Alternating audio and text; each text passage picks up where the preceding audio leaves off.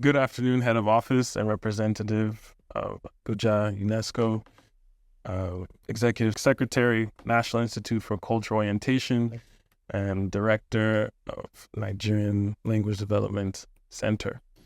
My name is Anthony Otaigbe, and I'm the founder and CEO of Izesan. And before I begin my presentation, I'd like to just begin with a short anecdote. I'd like to introduce you to Yusuf. Yusuf was born and raised in a local rural village in Taraba State, where the only language spoken is Jukun.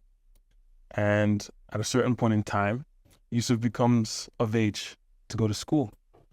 But unfortunately for Yusuf, the the education system in Nigeria is primarily administered in the English language. And as Yusuf begins his academic career, most of his time is spent trying to translate what he's being taught rather than understanding the concepts. The reason I wanted to give you this small anecdote is to give a framework for the larger issue, which is out-of-school children. At Izesan, what we do is education and technology.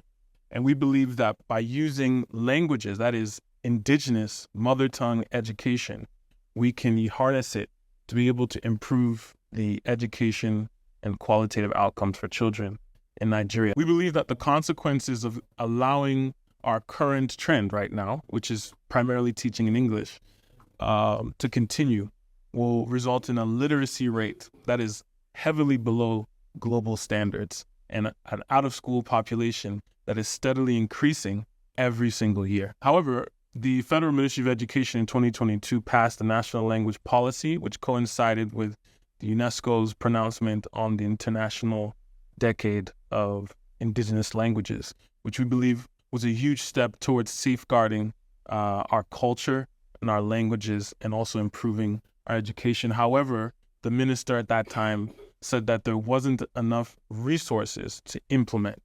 So what we believe is a solution that utilizes technology.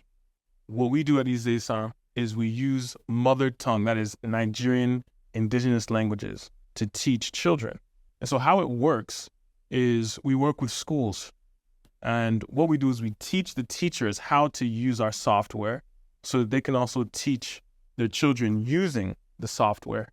All they need to do is sign up. We have online and also offline versions for schools in rural areas. And once they've been registered on our platform, they're given access to use our software to learn. So our target market is governments and schools. And basically the beneficiaries include the parents and the students. Our business model is subscription-based. So essentially, when it comes to private schools, the parents pay or the school can pay. Whereas with the government pays. I think it's pretty straightforward. In terms of our competitors, we believe that we're head and shoulders above the rest because we use a localized approach towards learning. We've incorporated the NERDC curriculum, and we've also used the scheme of work for each locality, each state that we're in, that's Lagos, Abuja, Ogun, and so forth, to make our content appropriate for the environment that is being used. So in terms of our long-term impact, what we plan to do is to aid the government in ensuring that the out-of-school dropouts reduce substantially within the next 8 years.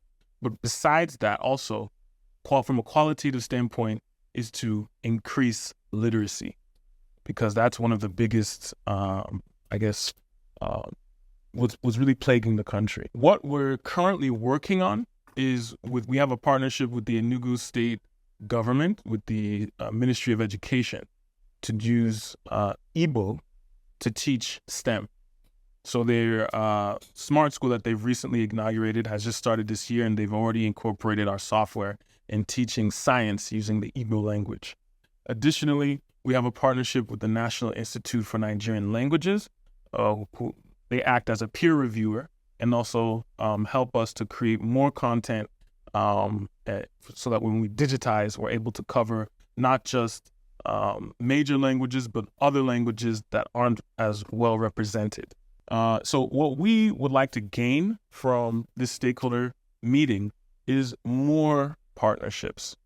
We would like to work with the National Commission for Almajiri and Out-of-School Children.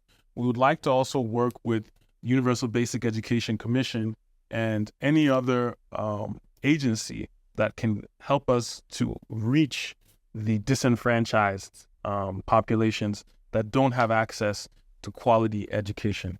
So with that, Wabilu, thank you very much.